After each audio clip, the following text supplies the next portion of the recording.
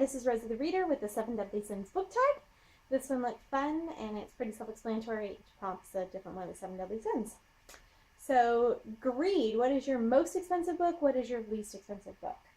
My most expensive book is probably my special edition Beetle the Bard from Harry Potter, which I showed in another video. But I didn't actually buy it.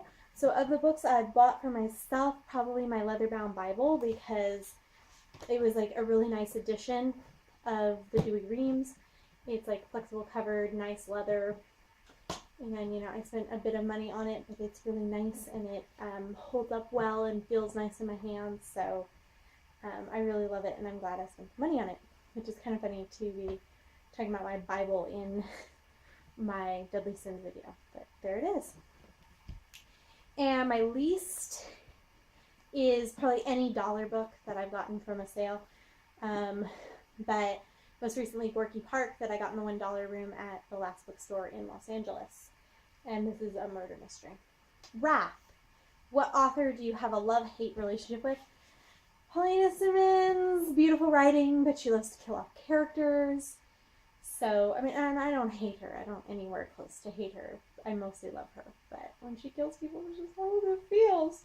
Gluttony. What book have you deliciously devoured over and over with no shame whatsoever? It's probably a tie between the Twilight series and the Harry Potter series. I've read them both a million times. And I'm not ashamed of these books. Sloth. What book have you neglected reading due to laziness? War and Peace. I really want to read this a lot. I've had it a long time. It's gone around in my luggage. I was using, for where I was in the notes, I was using a Delta Airlines airsick bag as a bookmark because I took this on my trip, but it just wasn't really good travel reading, but it did get it very beat up, which is sad because I bought this as a new book. But I've tried to read it a lot, and I do enjoy it when I do sit down to read it, but I think just, and this is going to sound terrible, but because the print is so small, and then I couldn't really get comfortable on the plane to read it with small print, I don't know, because I couldn't, like, put my knees up and get close to it. So, that didn't really work out. But it's going to be on my May TBR, with very little else on my May TBR. So my main goal is to read books that I've pre-ordered that month and to get through as much of War and Peace as I can. Pride.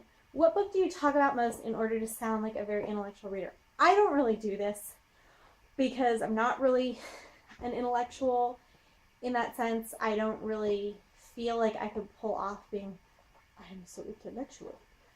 So I don't try.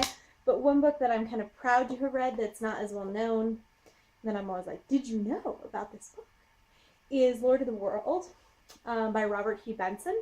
And it's actually the first known dystopian. And it's kind of like an alternate future, but there's a lot of like zephyrs and it kind of feels almost steampunky because it's an early 1900s view of a dystopian future, but it's very good.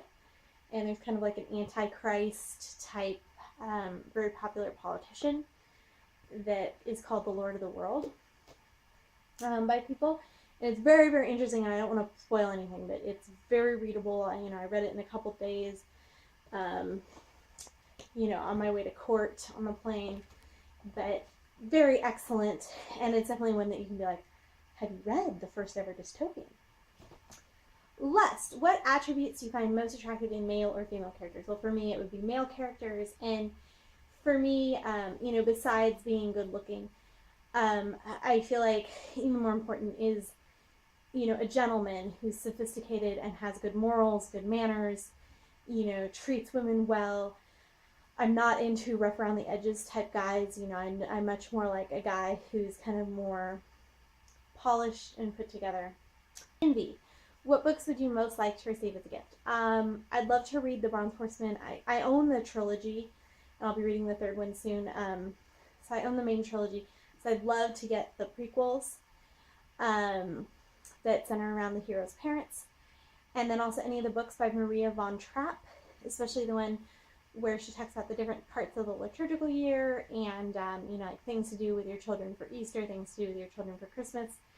And I hear a lot of really good things about it, but it's always a bit pricey on Amazon. I mean, there's one right now that's signed that would just be like, oh, my heart. But I could never ask anybody to do that. And then it is the real Maria from The Sound of Music. So those books I think would be really nice to own.